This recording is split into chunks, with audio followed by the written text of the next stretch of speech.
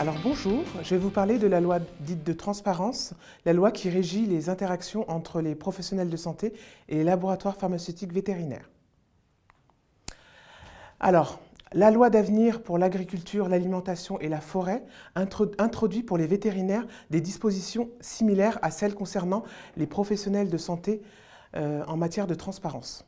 Il s'agit d'apporter un cadre réglementaire concernant les interactions entre les professionnels de la santé et les industriels. Jusqu'à présent, la loi dite de transparence et la loi anti-cadeau ne s'appliquaient qu'aux professionnels de santé de la santé humaine. Ces lois entrent en vigueur le 1er juillet 2017 à travers 2 décrets. Le premier décret du 20 décembre 2016 est relatif aux conventions passées entre les membres des professions vétérinaires ou pharmaceutiques et les entreprises du médicament vétérinaire. Le second décret est relatif à la transparence des avantages accordés par les entreprises produisant ou commercialisant des médicaments vétérinaires. Les obligations. Les entreprises pharmaceutiques vétérinaires devront rendre publiques les informations concernant leur lien d'intérêt avec les professionnels de santé. Il est désormais interdit aux membres des professions vétérinaires ou pharmaceutiques de solliciter et percevoir des avantages de la part d'une entreprise pharmaceutique vétérinaire sous quelque forme que ce soit, d'une façon directe ou indirecte. Ces entreprises auront également obligation 1. De transmettre au Conseil de l'ordre des vétérinaires et des pharmaciens les conventions de recherche et les conventions concernant les manifestations à caractère scientifique. Ils auront également obligation de rendre publique l'existence des conventions conclues, les rémunérations versées et les avantages consentis aux acteurs intervenant dans le domaine de la santé.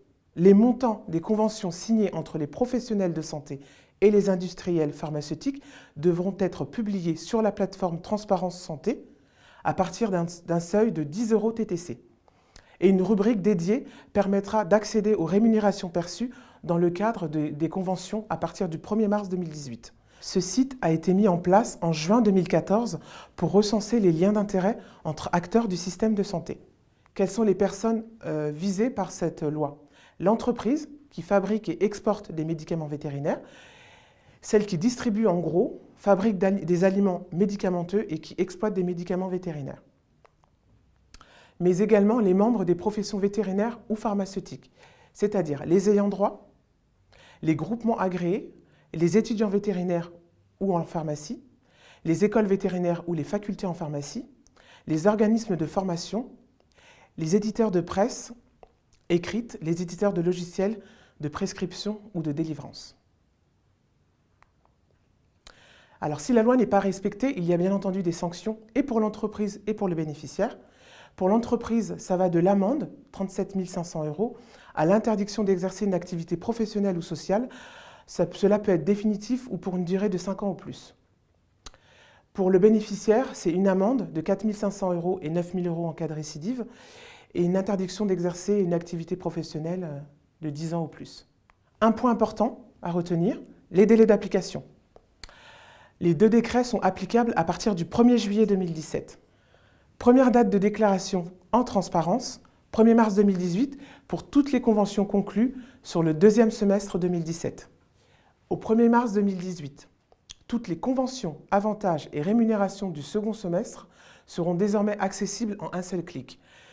Ces déclarations sont à renouveler tous les 6 mois, avant le 1er mars 2018 pour les conventions, avantages et rémunérations versées au 1er semestre de 2018, avant le 1er mars 2019 pour les informations du 2e semestre 2018, et ainsi de suite. Les données sont mises à jour sur le site 2 fois par an et ils restent accessibles pendant 5 ans. Les entreprises sont responsables de l'exactitude des contenus publiés.